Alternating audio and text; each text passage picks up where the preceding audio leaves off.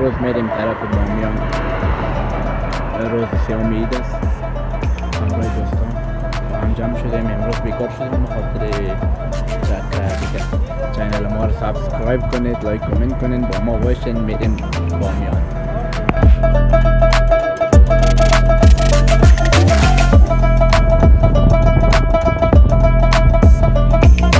سلام عزیزان دل، رسیدیم بخیر به میدان وردک.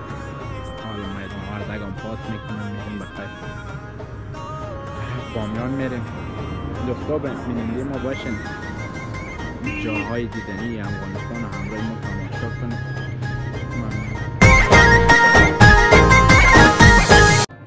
سلام دوستا، رسیدیم بخیر بامیان. سرک سپاد شدیم. یک دقیقه خواستیم برکنه یک ویدیو بگیرم با ما باشیم. اینجا هم یک طرف سپاد شدیم، خواستیم یک چند سکس بگیریم بخیر. میریم طرف بند امیر و بیننده ما باشیم، جاهای دیدنی و مقبول با ما تماشا کنیم.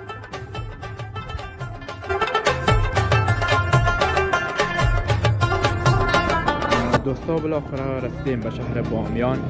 اینجا شهر بامیان است دیگه. ساعت 1 است شهر بامیان. اینجا نان میخوریم.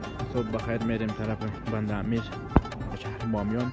اینجا هم هتل است، اینجا نان میخوریم. باز شب هم اینجا هستیم، بعد صبح میریم طرف بند امیر.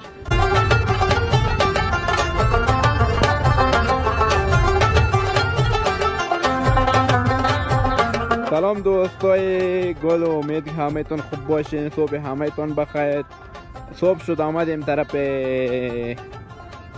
بند امیر. دوستا قسمی که میبینین نزدیک بند امیر هستیم. یک مخاطره از دوستای ما حادثه کرده، بخاطر اینجا استاد شدیم دیگه. بخیر میریم طرف بند امیر. خیلی شلوغ آمد اینجا.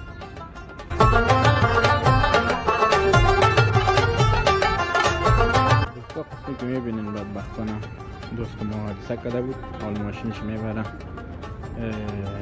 ترمیم موتر آمد، حال میبرش ترمیم دیگه. یکی از دوستای ما حادثه کرده بود در نزدیکای بند امیر.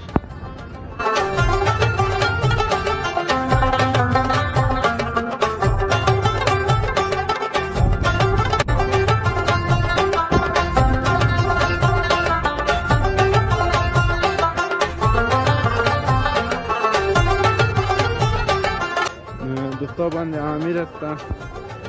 روز سوم عید است. خیلی شلوغ از اینجا آمدیم. خیلی یک طبیعت زیبا اینجا بند امیر.